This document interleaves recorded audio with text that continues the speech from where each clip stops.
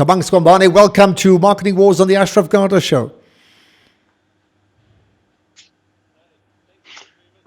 Thanks very much for the invitation. Now we all know you as the Group MD of FCB and involved with Hello Computer in Joburg, but specifically today I want to talk to you about a particular accolade that's come globally. So tell me about that.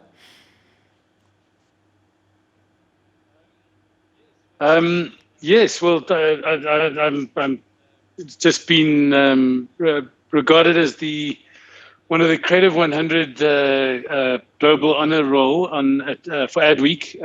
It's an editorial selection. The sub-editorial team and the editorial team get together and they select 100 creatives or people in the creative industries and communications services industries that they wish to recognize for various aspects and in different streams. And listen, and any acknowledgement is good acknowledgement. You're in the marketing industry. You'd understand that's good for the brand, right?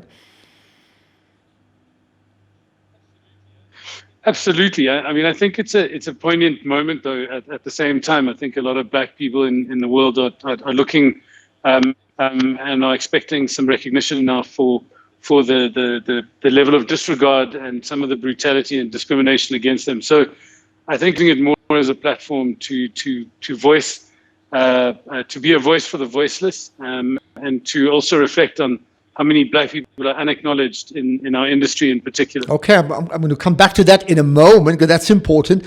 What's your understanding in terms of this 100? I mean, who decides on that, and how then do you get recognized? So Adweek is actually a platform, really.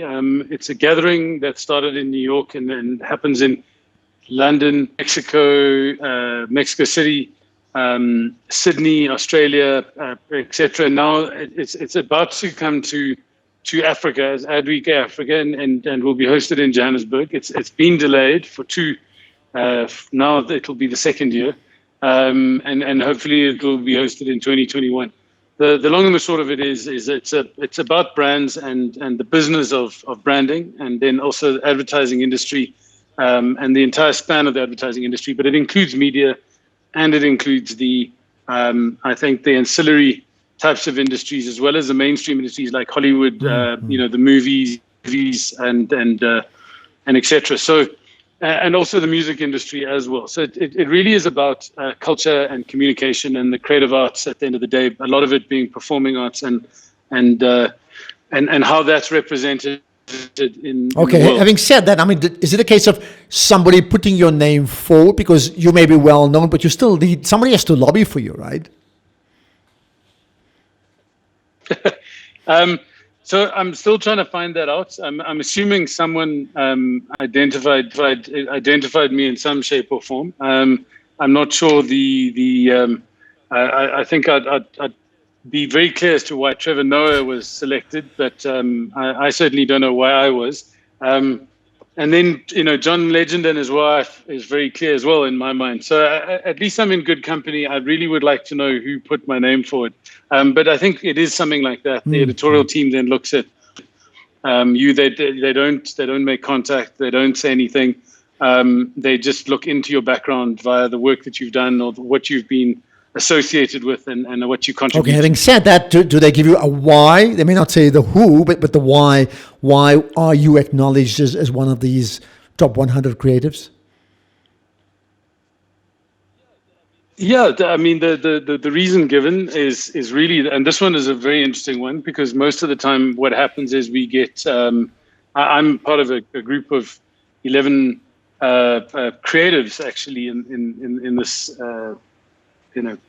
austere crowd.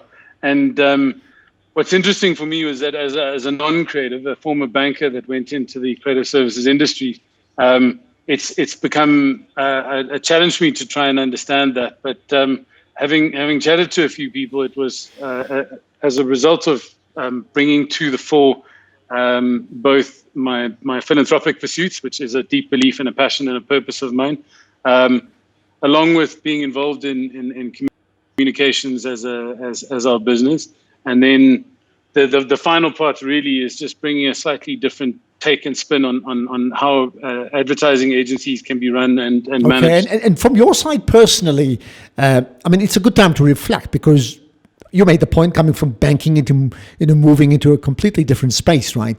But it's a time to reflect on the skill set and the advantage that you have over others.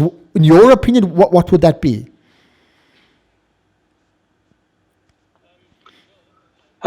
Well, I think the first part is almost 10 years in banking, and then another 10 years as a social entrepreneur, running a fairly successful healthcare business, focusing on HIV and AIDS, is given me some understanding of both the world of finance, and then over and above that, the world of enterprise and being an entrepreneur.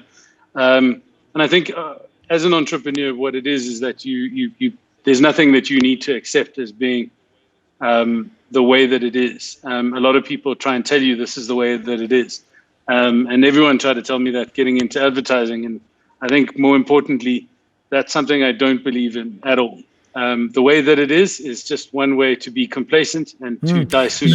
Your thoughts then in terms of, the creativity in your space right now. I mean, you're part of an advertising agency. The creativity that's being displayed, and need I say it specifically to the point that you brought up before, the need to reflect a new standard.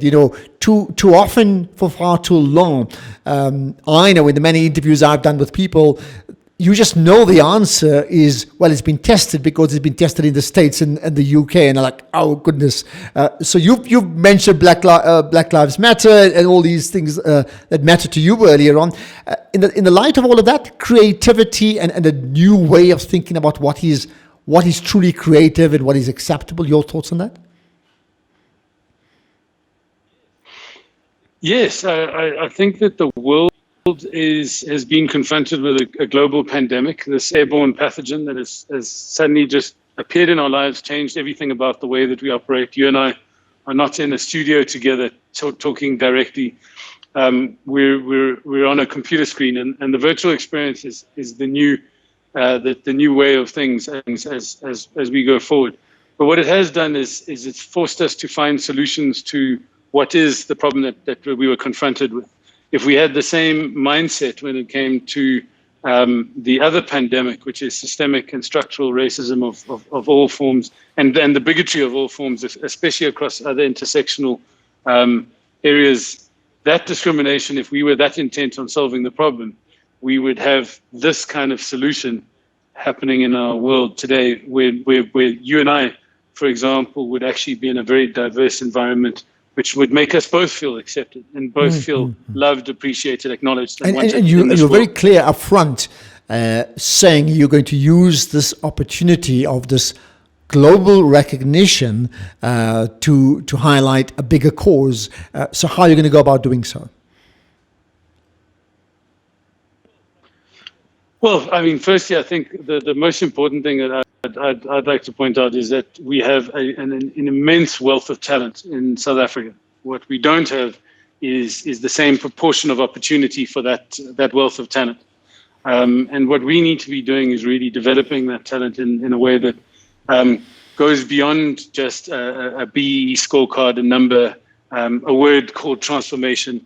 I hate the word transformation because it's left to me as a black man to solve the problem of transformation. Now, I don't need to transform. I am black, and I experience the world the way every other black person experiences the world, including people of color and everyone else who's experienced discrimination. So we don't have to transform. The transformation needs to happen by those who broke the system in the first place, who broke the contract.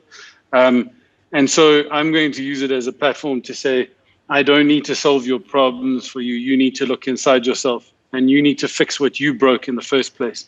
We paid the price, and we didn't ask for revenge. We asked for equality.